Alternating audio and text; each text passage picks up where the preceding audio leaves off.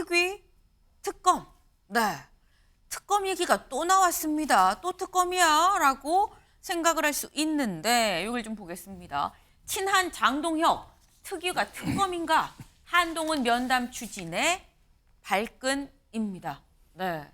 장동혁 전 사무총장이고 지금 현재 원내 수석 대변인이죠. 이 누가 봐도 친한이다라고 지금 분류가 되는데 관련해서 국힘 총선 백서 특위가 한동훈 전 비대위원장 만나서 면담해서 얘기를 좀 듣겠다라고 한 부분에 대해서 발끈하고 나섰습니다. 뭐라고 발끈했느냐? 책임지고 물러난 당대표를 면담하고 백서를 집필한 적이 있었습니까? 총선 백서 특위가 특검은 아니지 않습니까? 라고 얘기를 했어요. 내가 21대 총선 백서를 집필을 했습니다. 뭐 거의 같은 상황이었어요. 근데 그때와 지금의 모습은 다르다라고 얘기를 하면서 실무 책임자인 내가 당에 남아있지 않습니까? 이런 건 나한테 확인하면 되지 않을까 싶습니다. 라고 얘기를 했습니다. 네. 지금 이 백서팀이 특검은 아니지 않냐?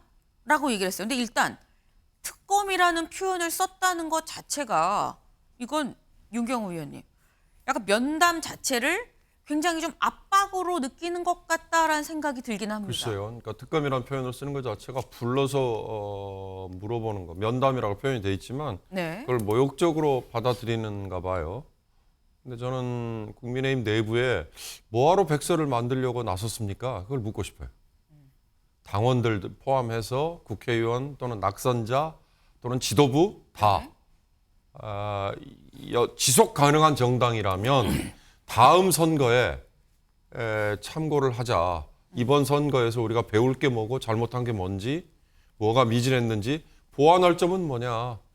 왜 지금 국민의힘이나 더불어민주당이나 거대 정당으로 지금 양당제의 양축이잖아요. 이 정당들은 뭐 내부에 무슨 여론조사를 담당하는 기관도 있고 무슨 연구원도 있고 네. 무엇보다 당직자라고 얘기되는 사람들이 또 꽤 있고 그리고 여기에 뭐 몇백억의 국고보조금이 지원되지 않습니까? 네. 그러니까 그런 것들 때문에 지속 가능한 정당으로서 뭔가 존재를 확실하게 하고 그다음에 보완하기 위해서 백서를 만드는 거 아니야? 저는 그렇게 봤거든요. 네. 근데 그 백서를 만드는데 이 전 선거에 대표를 맡았던 사람에게 뭐가 잘못됐다고 생각하십니까? 라고 묻는 거 그게 모욕적인가요? 저는 그래서 다시 묻고 싶어요. 백서를 만드는 것 자체 목적이 뭐냐? 그 목적에 따라서 한동훈을 부르는 거 또는 면담하는 게 모욕이 될 수도 있고 아니면 그냥 정해진 절차의 하나일 수도 있을 것이다. 예를 들어서 한동훈을 죽이기 위해서 한동훈을 뭐 깎아내리기 위해서 죽인다는 표현 좀 죄송합니다만 깎아내리기 위해서 그다음에 좀 뭐한 얘기지만 다음 뭐 전당대회에 대표로 나오는 걸 견제하려고 그런 목적 이거를 저지하기 위한 거다. 그러면 저는 별로 코멘트할 가치가 없는 거라고 보고요. 다시 거듭 얘기 드립니다만 총선 백서를 왜 만드는지를 한번 스스로 돌아보면 답이 나올 겁니다. 네. 총선 백서를 왜 만드는지부터 잠깐 원론적으로 다시 한번 돌아가서 초심을 좀 생각을 해야 되는 거 아니겠느냐라는 말씀을 하셨어요. 근데 조금 전에 저희 지금 장동혁 이 지금 원내 이 수석 대변인의 얘기를 좀 저희가 얘기를 하고 있는데 조금 전에 장동혁 이 대변인이 한 인터뷰에서 이런 얘기를 했다고 합니다. 한동훈 위원장이 면담에서 할 얘기는 사무총장이었었던 내가 충분히 설명이 가능하다라고 얘기를 했다고 해요. 그리고 그럼 그 얘기에 한동훈 전 비대위원장 의사가 담겼습니까? 라고 진행자가 물었는데 여기에 대해서 한동훈 의사를 확인한 건 아니다. 한동훈 전 위원장 의사를 확인한 건 내 생각이다. 라고 선을 그었다는 거죠. 하지만 그러면서도 뭐라고 했느냐. 21대 백서를 집필할 때도 당시에 황교안 대표까지 부르진 않았다라고 얘기를 했습니다. 그럼 여기서 드는 의문, 21대 때도 사실 그때도 참패를 했었죠. 근데 그때 황교안 대표 직접 조사 안 했었다라고 지금 얘기를 하고 있어요. 서영주 대변인님. 네. 민주당에서 총선 백서 쓸 때 네. 선대위원장, 당대표 면담 직접 하고 씁니까? 안 만나고 씁니까? 뭐 그렇게 꼭 만나고 쓰지는 않는 걸로 알고 있어요. 그러니까 뭐 이 옆에 있는 분들한테 충분히 얘기를 듣는 것이고 네. 향후에 뭐 인터뷰를 통해서 그런 분들은 언론에 밝히지요. 그리고 이 백서 저는 국민의힘 백서 저렇게 떠들썩하게 쓰는 거는 민주당 저렇게 쓰지 않습니다. 총선에서 이겨도 백서를 떨썩하게 쓰지 않는데 네. 그러니까 그 총선에 지고 나서 저렇게 지금까지 이 백서를 가지고 우왕좌왕하고 쓰네 마네 자존심 상하네 하는 것들 이미 저는 이 백서 자체의 의미가 아무리 잘 써져도 망했다고 보는 거예요. 그래서 저는 조정훈 그 특위위원장이 본인 정치를 위해서 좀 장사하는 부분들이 이미 의원들한테 다 퍼졌기 때문에 이걸 백서를 쓰고 누구를 만난다 자체도 곱지 않게 볼 겁니다. 아, 이거 한동훈 전 위원장 만나서 면담하면 또 자기 장사하려고 하는구나. 그거 가지고 또 면담 내용을 가지고 뭘 하려고 그러지? 이런 거거든요. 그래서 저는 백서 부분 좀 조용히 썼으면 좋겠어요. 총선에 지고 나서 왜 이렇게 계속해서 백서를 떠들죠? 예. 네. 백서를 좀 조용히 썼어야 되는 거 아니냐라고 말씀을 하셨는데 지금 조정훈 위원장 물론 이제 개인 의견입니다. 서영세 변호사님 자기 장사를 한다는 뭐 그런 비판도 있다라는 취지로 지금 말씀을 하셨는데 조정훈 위원장 어제 언론 인터뷰에서 백서 관련해서 요 얘기를 했거든요. 같이 좀 들어보고 오실까요? 특위 내에서의 네. 그 의견들 듣고 있고요. 예. 또 비대위원장을 비롯해서 당의 주요 인사들 지도부의 의견들 지금 다 경청하고 조만간 이번 주 중에 아마 결론을 내지 않을까 싶습니다. 이번 29일 날 장동혁 전 사무총장과 예. 이제 면담 일정 예정되어 있고요. 아하. 또 공개 비공개 미팅들이 계속 이어지고 있습니다. 뭐 각종 여론조사에서 방금 우리가 얘기한 그분이 예. 뭐 가장 많은 지지를 받고 있다. 이 또한 현실일 겁니다. 예, 예. 그래서 정말 뼛속까지 바꿔야 되는데 누가 당을 더 잘 개혁할 수 있나 이런 좀 미래지향적인 그리고 구체적인 개혁안을 놓고 경쟁하는 축제가 됐으면 좋겠다 싶습니다. 네, 조정훈 위원장 지금 본인이 직접 밝혔습니다. 장동혁 당시 사무총장을 29일에 만난다. 내일이죠. 내일 만난다라고 합니다. 그러니까 내일 만나는 걸 앞두고 지금 이 장동혁 전 사무총장은 조금 전에 오늘도 얘기를 한 거고요. 어제도 얘기를 한 거고요. 한동훈 전 비대위원장 말고 나 만나고 나한테서 끝내라라는 메시지를 계속해서 내고 있습니다. 김인영 대변인님. 네. 조정훈 위원장. 그럼에도 불구하고 한동훈 전 비대위원장 만날까요? 아니면 내일 장동혁 사무총장 만나고 끝할까요? 지금까지 조정훈 TF 단장이 보여주는 걸로 봐서는 만나려고 시도는 할 것 같습니다. 그게 진정한 백서를 위한 건지는 솔직히 저 동의 못 하겠습니다. 윤경호 대표님이나 서영주 부대변인 말씀이 되게 맞는 말씀이고 이 말씀들을 다 저희 당 TF 측에 전달하고 싶은 심정입니다. 저희가 총선에서 내리 3연패를 했거든요. 3연패 했으면 이번 총선뿐만 아니라 지난 총선에서 왜 졌는지 구조적인 분석도 들어가야 될 부분인데 지금 너무 공개적으로 많이 하다 보니까 사실 사회 여론조사 분석에 있어서 공개적으로 하게 되면 동조효과에 의해서 제대로 된 응답이 안 될 수도 있습니다. 그런 점에서 굉장히 우려스러운 상황이 있어서 원래 백서는 만들어질 땐 조용하고 만들어지고 난 다음 시끄러워야 된다고 저는 알고 있습니다. 지금 그렇지 못한 점에서는 굉장히 아쉽다는 생각이 듭니다. 만들 땐 조용하고 만들어지고 난 그 결과를 갖고 시끄러운 게 제대로 된 백서 아니겠느냐라는 말씀을 또 하셨어요. 네. 이 지금 아까 장동혁 전 사무총장이 하지만 이거는 어디까지나 제 생각입니다. 한동훈 전 비대위원장이 만나기 싫어요라고 의사를 나타낸 건 아니에요라고 얘기를 하고 있습니다. 실제로 한동훈 전 비대위원장은 일단 어디 도서관 간 것도 포착이 되고요. 어디 간 것도 포착이 되고 하루가 다르게 계속 지금 파파라치 컷이 막 올라오고 있는데 보니까 제가 한동훈 전 비대위원장하고 밥을 먹었습니다라고 얘기하는 사람도 나왔습니다. 누군지 직접 들어보실까요? 얼마 전까지만 해도 잠시 이제 좀 쉬어야 되는 시간이었고 같이 식사를 한번 했어요. 예. 식사를 하면서 많은 이야기를 듣고 저도 드리고 당분간 좀 휴식을 좀 취하는 게 좋지 않냐 그런 이야기를 좀 나눴습니다. 그분은 석 달 열흘 동안 거의 온몸을 불살르듯이 하지 않았습니까? 우리 한동훈 위원장하고 저랑 띠동갑이에요. 네. 제가 아무리 12년 전으로 돌아간다고 하더라도 예. 저 같으면 그 나이에 그렇게 못했을 것 같아요. 네, 고동진 당선인입니다. 고동진 당선인이 제가 사실 식사를 같이 했어요.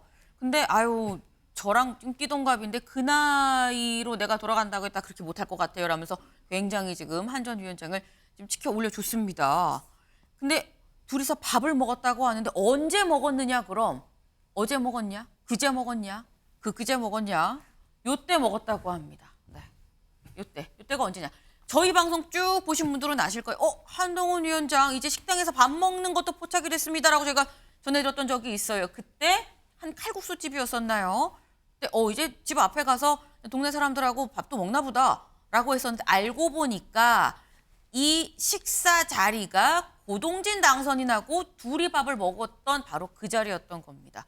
그래서 이 사진을 찍은 사람이 고동진 당선인이었었다라는 거예요. 네. 식당 주인분하고 같이 사진을 내가 찍었습니다라고 얘기를 했습니다. 네. 근데 지금 보면 고동진 당선인의 경우는 또 영입 인물인데 윤영걸 대표님. 네. 지금 한동훈 전 비대위원장이 영입 인물도 또 만나는 것 같고요. 뭐 측근 사람들 하나하나 만나는 거 아닌가. 일각에선 이거 당내 친한파 구축에 힘을 쏟고 있는 거 아니야라고 보는 시각도 있습니다. 뭐 그런 의견도 상당히 있을 수 있죠. 고동진 저 강남병 당선인은 삼성전자에서 영입해 온 인물이잖아요. 네. 강남병.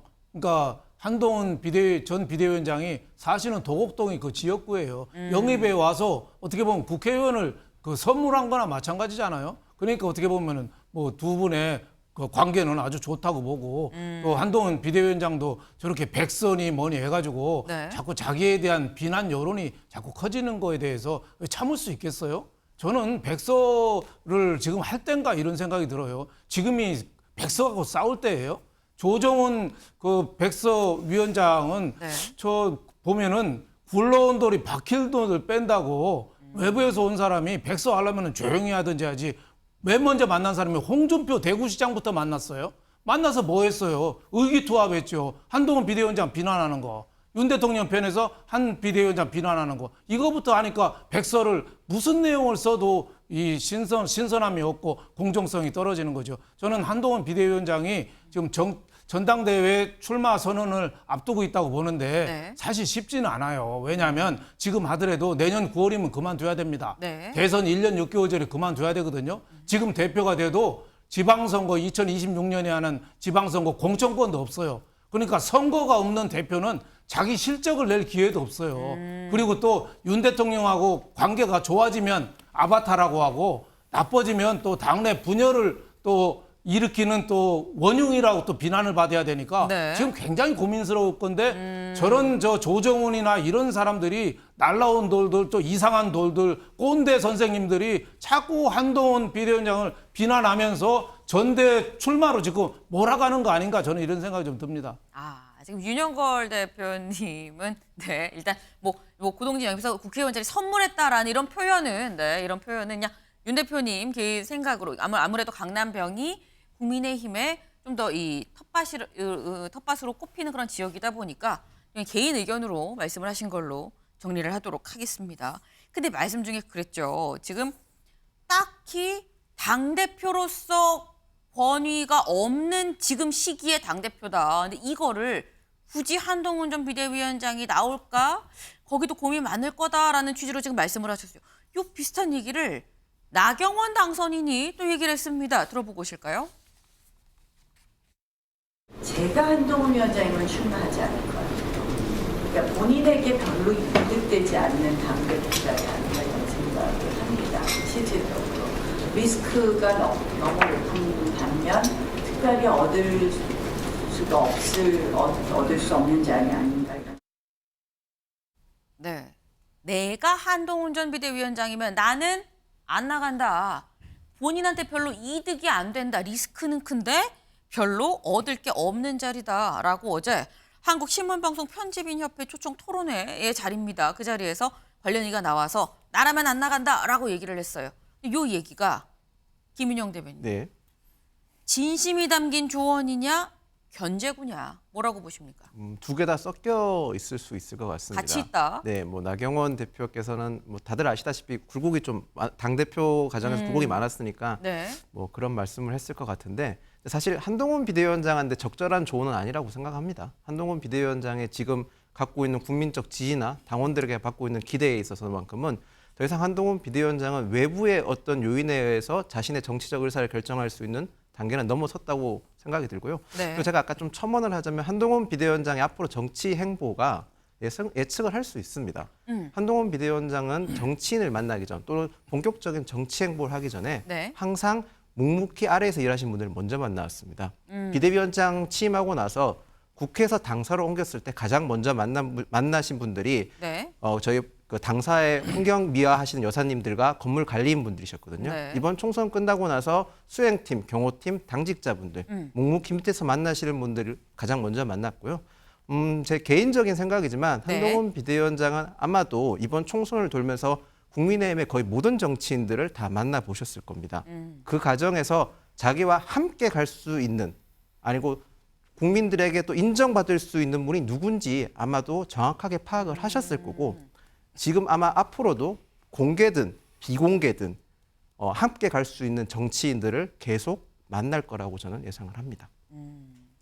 이 지금 말씀을 지금 들어보면 어쨌거나 한동훈 전 비대위원장이 곧 수면 위로 올라올 그 시점이 머지 않은 것 같다라는 생각이 좀 듭니다. 네. 지금 나경원 당선인의 조언, 제가 지금 이게 조언이 진심이 담긴 건 견제구냐라고 여쭤본 이유가 있어요. 왜냐하면 지금 현재 전당대회를 앞두고 나경원 당선인도 전대 주자 중에 한 명으로 거론이 되고 있기 때문인데 어제 그 토론회 자리에서 이 얘기도 나왔습니다. 나오는 건지 뭐라고 얘기했는지 직접 들어보실까요? 이를테면 한 달 전에 출마하고 싶은 마음을 100이라고 뒀을 때 지금은 숫자로 치면 어느 정도 되는지 궁금하고요. 당이 지금 엄청나게 지금 어려운 시기고요.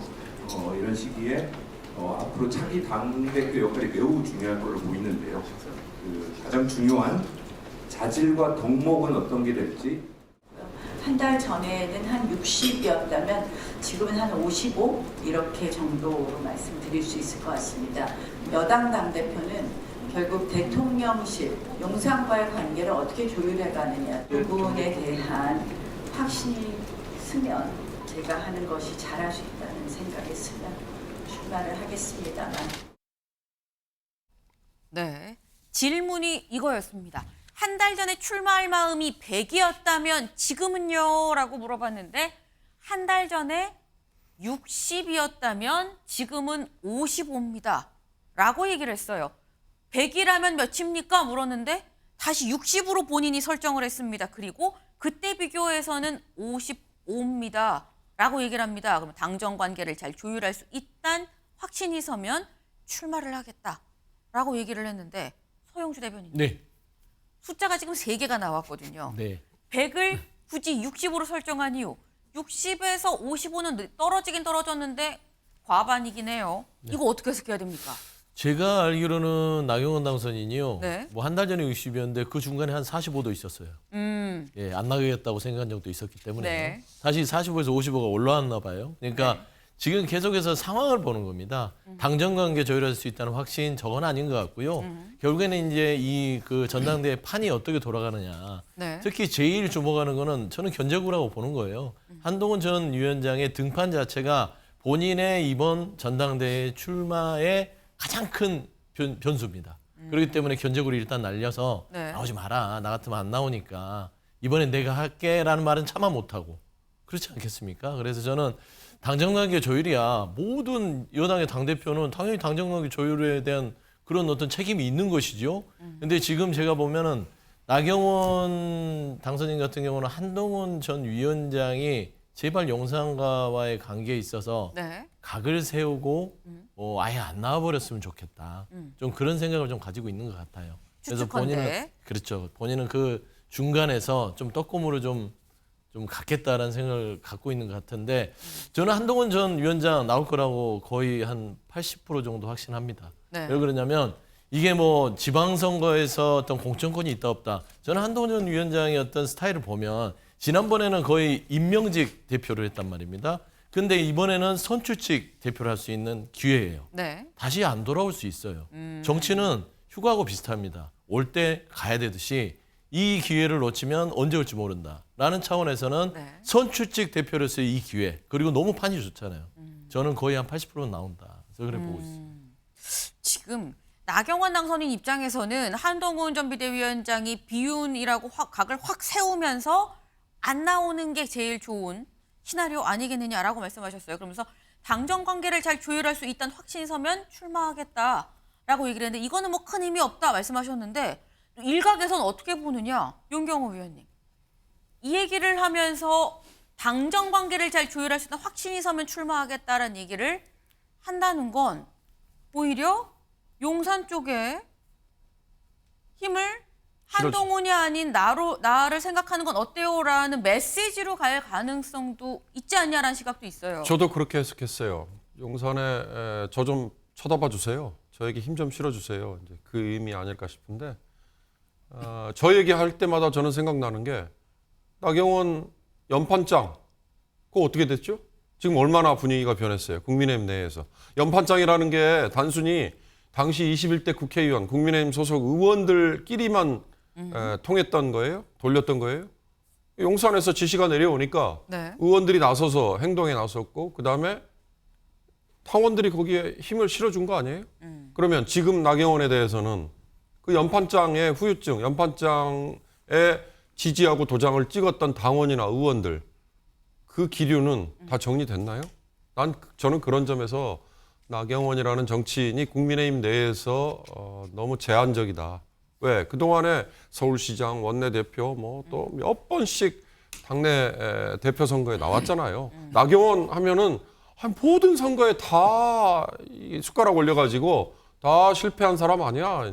다행히 이번에 지역에서 당선이 돼서 당선인으로서 입지를 확보했으니까 그거에 대해서는 제가 뭐라고 말씀드릴 없습니다만 아까 한동훈 위원장에게 뭐라고 조언했던 거요. 저는 좀 바꿔서 해석을 해주면 정치 너무 어려워요. 그 어려운 걸 그렇게 쉽게 생각하면 정말 큰 착오입니다. 그 얘기를 아마 나경원 당선인은 한동훈 전 위원장에게 한 걸 저렇게 애둘러서 표현한 거 아닐까 저는 그렇게 해석했습니다. 정치 쉽게 생각하고 들어오면 안 됩니다라는 조언의 차원이 있지 않겠느냐라는 말씀이셨는데 나경원 당선인이 근데 이걸 또 용산에 던지는 메시지라고 생각하기엔 또 같은 데서 또 이런 얘기도 했습니다. 무슨 얘기를 했는지 직접 들어보실까요? 개헌 논의를 마다하지 않는다 이렇게 제가 얘기를 했는데요.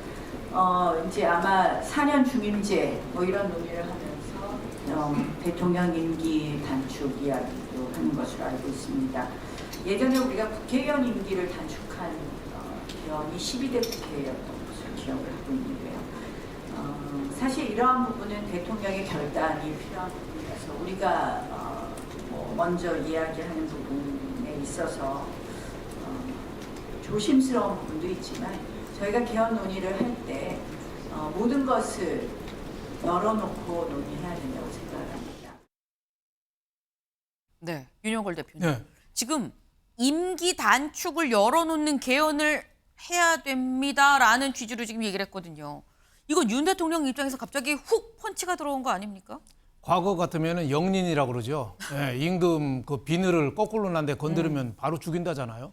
대통령 임기를 여당 의원이 얘기한다는 건 있을 수 없는 얘기죠. 하지만은 지금 뭐 정치 분위기가 뭐 개헌, 뭐 탄핵 얘기 많이 나오니까 여당 중진으로서 얘기할 수 있죠. 저는 나경원 의원이 당선자가 저 얘기를 한 거는 네. 본인이 과거 원내대표나 뭐 여러 가지 하는데 지금 황우여 비대위원장하고 같이 앉아있는 사진 찍은 거 보면은 좀 올드한 이미지, 옛날 사진 같은 이미지가 좀 있잖아요. 그러니까 뭔가 새로운 걸 좀 치고 나가고 싶은 거죠. 그래서 개헌, 네. 뭐 중임제, 뭐 여러 가지 얘기를 새로운 걸 치고 나가려는 그런 시도로 이렇게 보여집니다. 그리고 또 지금 저 당권 도전 얘기도 네. 60%에서 55%로 떨어졌다고 그랬는데 저는 뭐 좀 반대 아닌가. 55%에서 지금 60% 이상으로 당권 올라갔다. 도전 의지가 높아진 거 아닌가. 지금 한동훈 전 비대위원장하고 지지율 차이는 크지만 네. 지금 거의 2등 정도는 되거든요.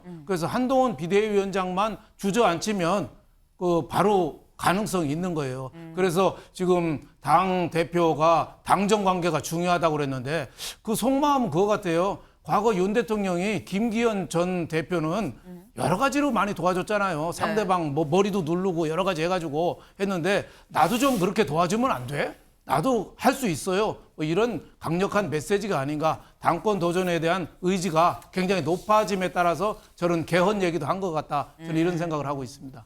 개헌 얘기까지 꺼냈다는 것 자체가 당권에 더 가까이 다가갔다는 시그널 아니겠느냐라는 말씀이셨습니다. 지금 결국 당권이 정말 코앞에 있죠. 그 전당대회가 열리면 다음 당대표까지 결정이 되는 겁니다. 근데 그러다 보니까 여기저기 많은 얘기들이 나와요. 특히 대구에 계신 홍 시장, SNS에 글을 또 올렸습니다. 뭐라고 올렸느냐? 추미애 당선인이 대세라고 누구도 의심치 않았지만 민주당 당선인들은 우원식을 선택했다. 그러면서 강성 일변만으로 국민 마음을 계속 얻지 못하는 고도의 정치적 판단이다. 참 신선하고 깜찍한 역발상이다. 라고 갑자기 민주당 국회의장 경선 끝나고 꽤 지났는데 깜찍한 역발상이다. 신선하다라는 얘기를 앞에 아무 내용 없이 이걸 지금 올렸습니다. 이건 서영주 대변인님. 네. 갑자기 왜일까요? 저는 홍준표 대구시장이 네. 그 일전에 수도권에 당선된 중진이 대표가 돼야 된다라는 얘기를 혹시 나경원 당선인을 두고 한 게 아닌가 그런 생각도 좀 들고요. 네. 그냥 저는 뭐 이거는 그냥 뭐 깜찍한 발상이다라는 그 개인적인 생각 같아요. 그래서 이걸 어떻게 뭐 여러 가지 분석이 필요 없는 것 같고요. 민주당이 이번에 국회의장 후보 선출이 굉장히 뉴스였나 봅니다. 이거를 가지고 빗댄 거 보니까요. 근데 그 나경원 의원의 여러 가지 그 좀 여당 의원으로서의 어떤 개헌에 대한 발언 부분들은요. 네. 충분히 이거는 여당 내에서도 많은 공감을 얻고 있는 부분입니다. 그래서 말을 못할 뿐이지 저는 깜찍한 역발상이 아니라요. 용감한 발언이다. 뭐 그런 발언들이 국민에게 필요하다라고 좀 평가하고 싶습니다. 네. 지금 말씀은 이거예요. 지금 뭐 아까 뭐 수도권 중진 말씀을 하셔서 수도권 중진이 무슨 얘기냐? 홍준표 시장이 청춘의 꿈이죠. 자신의 그 플랫폼에 질문이 올라왔어요. 한동훈 대항마가 보이십니까? 물었더니 수도권 당선된 중진이 나오면 판세가 달라집니다. 라고 지난 23일에 올렸었습니다. 근데 보통 수도권 중진이라고 하는데 수도권 당선된 중진이라고 콕 집어서 얘기를 했어요. 그럼 수도권 중진이 누가 있느냐 한번 봤습니다. 수도권 중진을 봤더니 나경원, 윤상현, 안철수, 권영세, 유승민, 원희룡 등등이 있는데 당선이 됐다고 콕 집다 보니까 제외인가? 라는 생각이 드는 거죠. 그러면 당선된 중진이면 여기 빼고 여기 위에 이 정도가 지금 남을 수 있다라는 건데 지금 서영주 대변인께서는 나경원 당선인을 밀어주는 거 아니겠느냐라고 말씀을 하셨어요. 네. 이거 윤경호 위원님. 누굴 지칭하는 거라고 보십니까? 수도권 당선된 중진. 그동안의 홍준표 시장의 행태로 보면 특정인을 딱 찍어가지고 밀어주는 게 아니라 특정인은 아니다. 예, 오히려 지금 저렇게 굳이 내놓으니까 유승민, 원희룡을 견제하는 견제구로서의 역할이 더 큰 의미일 것 같다는 느낌이 들어요. 또 하나, 홍 시장이 저렇게 얘기한다고 해서 국민의힘 내에 지금 당원들이 홍 시장이 저렇게 관심을 보여주면 우리 그 사람을 밀어주자. 그 정도로 영향력이 있나요? 그동안에 홍 시장이 뭐 여러 돌 던졌던 그것 때마다 네. 뭐 최근에는 홍 시장 보고 먼저 나가라 그랬다면서요. 뭐 그랬던 분이 저렇게 누구 밀어준다 그러면 오히려 손해 아니에요? 그 밀림을 당한 사람은 예를 들어서 지금 나경원 당선인을 찝어가지고 나경원을 밀어주는 거였어라고 얘기하면 오히려 나경원 지금 불리해지는 거 아니에요? 국민의힘 내부의 당원들의 마음을 저는 잘 모르니까 드리는 말씀인데요. 네. 아까 개헌론을 한마디만 드리자면 나경원의 개헌론에는 4년 중임제 이거 합시다에 더 방점이 있었을 거예요. 거기에 윤 대통령의 임기 단축까지 포함이라는 건 지금도 하자는 거 아니에요. 이번에도 적용하자는 얘기잖아요. 우리 헌법에 부칙에 헌법을 개정하더라도 당대에는 적용할 수 없도록 돼 있단 말이에요. 그럼 부칙까지 건드리자는 얘기인데 그럼 원포인트 개헌이 안 돼요. 그러면 백가쟁명이 시작돼가지고 이제 소용돌이에 들어가거든요. 조국은 똑같은 얘기를 했는데 윤 대통령 임기 단축해라. 그리고 4년 중임제하자. 둘이 같은 얘기를 했지만 방점이 각각 달랐어요. 그 점을 저는 좀 주목해서 봐야 될 거라고 봅니다. 네. 개헌하려는 의지가 있는 거냐라는 취지의 지금 말씀을 하신 걸로 이해를 했습니다.